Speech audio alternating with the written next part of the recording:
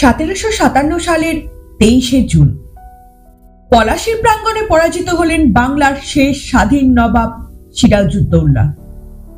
পলাশী থেকে ফিরে আসলেন প্রায় 50 মাইল দূরে রাজধানী মুর্শিদাবাদে। সারা রাত উটের পিঠে যাত্রা করে ভোরে পৌঁছলেন রাজধানীতে। বিশ্বাসঘাতক মির্জাফর এবং রবার্ট ক্লাইভ তখনও পলাশীর প্রাঙ্গণে।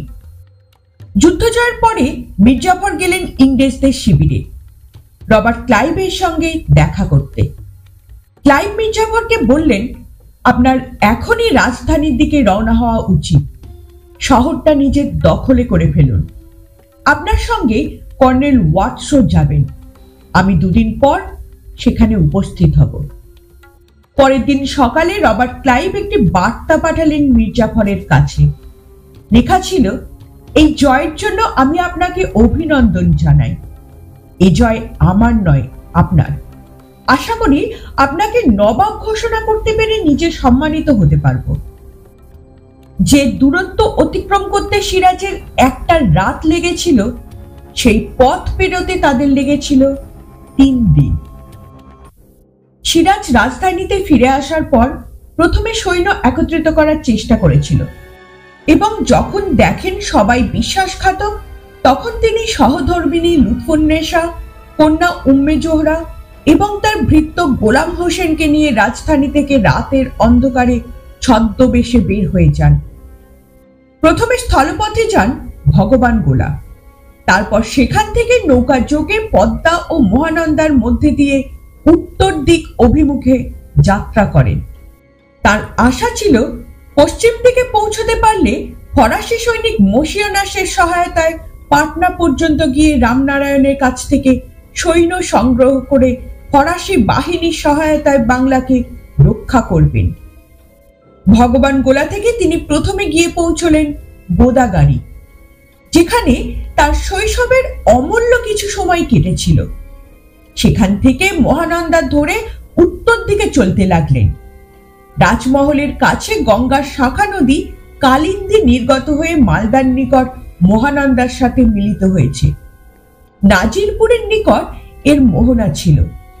এই পথ নিরাপদ মনে করে সিরাজ এই পথে অগ্রসর হতে থাকলেন। কালিন্দী এবং মহানন্দা নদীর মিলনস্থল দেখা যাচ্ছে। আমার এইদিকে হচ্ছে মহানন্দা নদী, ওইদিকে কালিন্দী। মির্জাফর রাজধানীতে ফিরে এসে সিরাজকে না পেয়ে চারিদিকে লোক লস্কর প্রেরণ করতে আরম্ভ করলেন। মির্জাফরের ভাই মীর দাউদ ছিলেন রাজমহলের ফৌজদার। মীর কাসিম তার অধীনে সেনা চালনা করতেন। মির্জাফর তাদের কাছেও খবর পাঠালেন।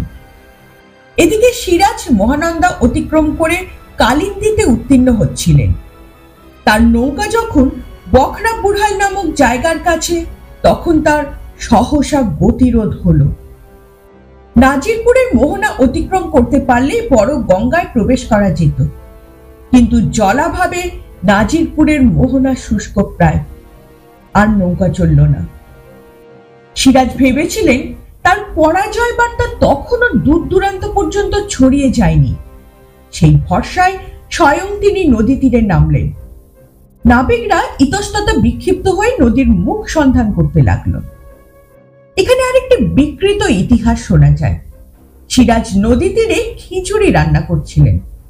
এই সময় সিরাজ কিছু খাদ্য সংগ্রহের জন্য নিকটস্থ মসজিদের আতিথ্য গ্রহণ করে।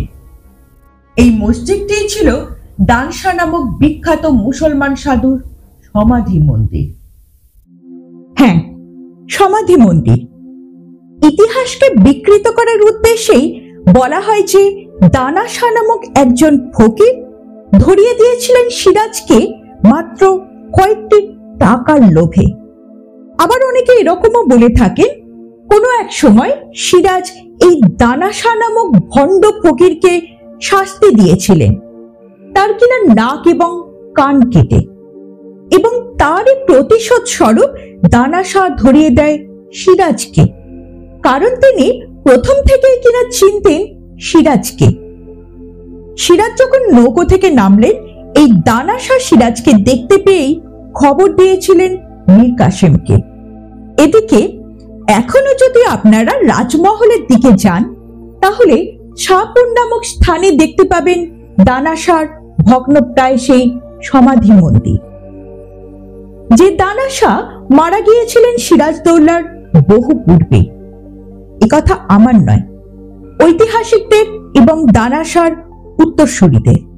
শুধু তাই নয়, ইতিহাসকে বিকৃত করতে করতে এমন একটা জায়গায় পৌঁছেছে, যদি এই মুহূর্তে আপনারা খোশবাগে যান এবং সঙ্গে নেন কোনো গাইড, তারা আপনাকে খোশবাগে ঢোকার পরে বাঁ হাতে দেখাবে একটা সমাধি, একটা প্রাঙ্গণে গাছতলায় একটি বড় সমাধি, সুন্দরভাবে সেটি বাঁধানো এবং চারিদিক সুন্দরভাবে পরিবৃত্ত। এই সমাধিকেই বলা হচ্ছে দানা শাহর সমাধি, যে দানা শাহ ধরিয়ে দিয়েছিলেন সিরাজকে। এই ঘিরাটা দেখছেন? দাঁড়া আচ্ছা, ওই ভেতরটা? হ্যাঁ হ্যাঁ, ওই ঘিরাটার মাঝখানে সমাধি আছে। আচ্ছা ওনার নাম হচ্ছে দানিশ ফকির।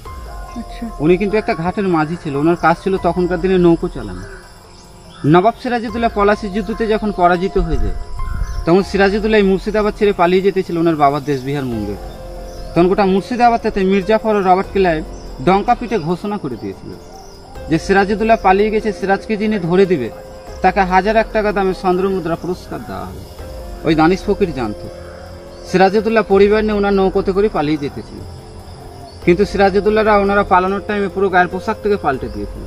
কিন্তু সিরাজউদ্দৌলার পায়ে ছিল নাগরা জুতো, হীরামতি মুক্ত দিয়ে, ওই জুতোটাই পাল্টাতে পারেন। ওই জুতো দেখে দানিশ ফকির সিরাজউদ্দৌলাকে চিনতে পেরে যায়। সেটা হচ্ছে রাজমহল ঘাটে, সেটা এখন ঝাড়খণ্ড জেলাতে। সিরাজউদ্দৌলাকে নিয়ে চিনতে পেরে মির্জাফর আর রবার্ট ক্লাইভকে খবর দিয়ে দেয় যে সিরাজউদ্দৌলা অমুক জাহাজে পালিয়ে যাচ্ছে। সিরাজউদ্দৌলাকে রাজমহল ঘাট থেকে ঘিরাপ করে ধরে আনা হয়েছিল। সেই দানা শাহ যার মৃত্যু ঘটেছে সিরাজের আগেই। শুধু তাই নয়, দানা শাহর সমাধির সামনে আরো দুটো সমাধি গাইডরা দেখান, একটি কিনা তার স্ত্রী, একটি পুত্র। এখানেও একটা বিষয় খটকা লাগে, দানা শাহ যদি সত্যি বিশ্বাসঘাতক হয়ে থাকেন, তাহলে এই সিরাজদের সমাধি ক্ষেত্র অর্থাৎ আলীবর্দী খান নির্মিত এই খোশবাগ সমাধি ক্ষেত্রে তার সমাধি থাকা যুক্তিযুক্ত নয়, তাই না? তাহলে এটা কার সমাধি? এটা যদিও ঠিকভাবে বলা যায় না যে এটা কার সমাধি, কিন্তু হলপ করে এটুকু বলা যায় এটা দানা শাহর সমাধি নয়। এরকম একটা বিশ্বাসঘাতকের সমাধি এত সুন্দরভাবে নিশ্চয়ই কেউ দেবে না। আসলে মসজিদ ও তৎসংলগ্ন লোকেরা নৌকো ও ভিখারি বেশে আভিজাত্যপূর্ণ সিরাজকে দেখে সন্দেহপরায়ণ হয়ে নিকটস্থ মীর দাউদ ও মীর কাসেমের সেনাদলকে অবগত করে এবং সিরাজ ক্ষুধারণ্য গরাধকরণ করার আগেই বন্দী হন বিশ্বাসঘাতকদের হাতে। এর পরের ইতিহাস আরো করুন। বিকৃত ইতিহাস ও সত্যতার মাঝে বহু ফারাক এখানেও। সঠিক তথ্য ও ইতিহাসের জন্য সঙ্গে থাকুন সঙ্গে থাকুন দীপান্তর এক্সপ্লোরারে। ভিডিও ভালো লাগলে এবং ইতিহাসের বিভিন্ন তথ্য ঐতিহাসিক স্থান ঘুরতে সাবস্ক্রাইব ও একটা লাইক করে পাশে থাকতে পারেন। ভুল ত্রুটি একটা মূল্যবান কমেন্টের মাধ্যমে অবগত করলে উপকৃত হব এই পথ চলায়। আজকের ভিডিও এই পর্যন্তই। অসংখ্য ধন্যবাদ সম্পূর্ণ ভিডিওটি দেখার জন্য এবং সঙ্গে থাকার জন্য।